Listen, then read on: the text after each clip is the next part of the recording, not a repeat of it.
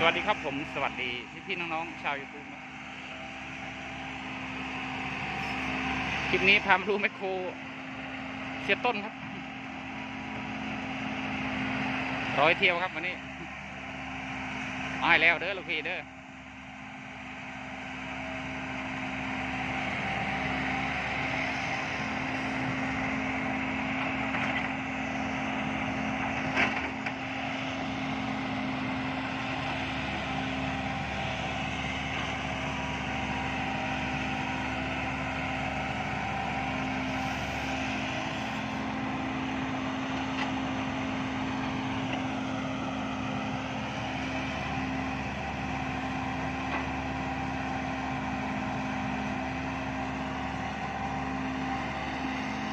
รถขุดมาร์คทีครับ SK 120ครับ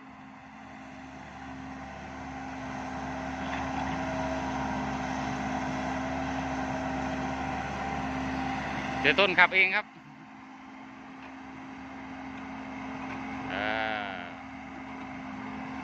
แจ๋วแจ๋วแจ๋ว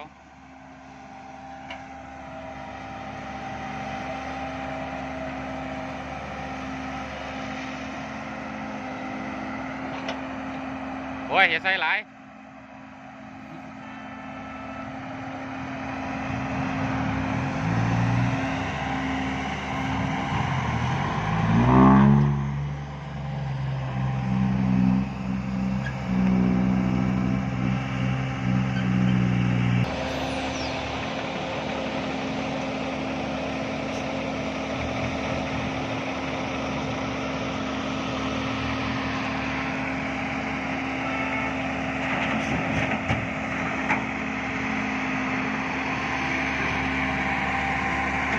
ตรงนี้อาจจะไม่ได้วิวนะ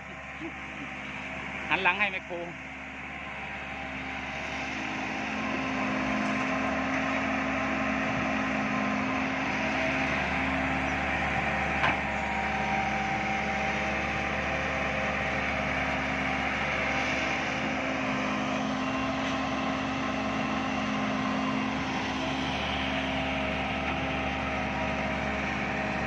หน้าฝนครับพอวิ่งได้อยู่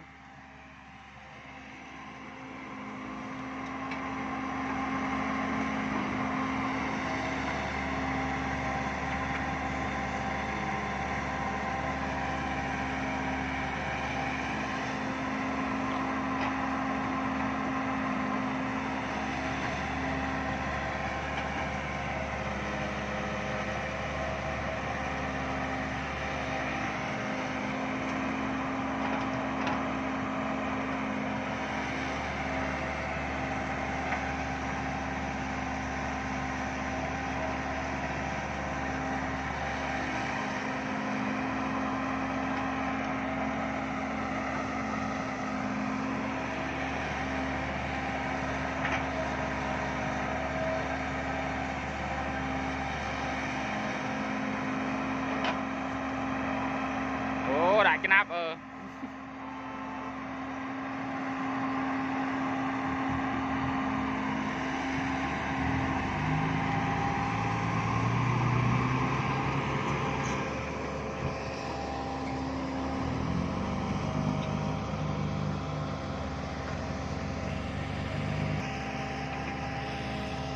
นะครับต่อด้วยร็อกกี้ครับ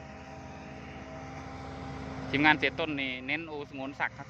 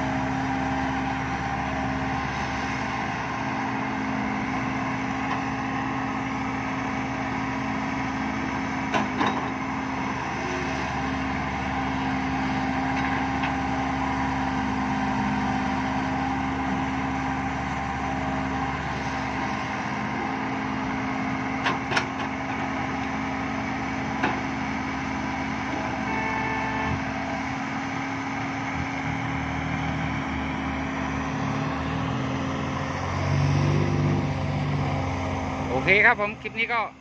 ขอจบเพียงเท่านี้นะครับบ๊ายบายครับสวัสดีครับ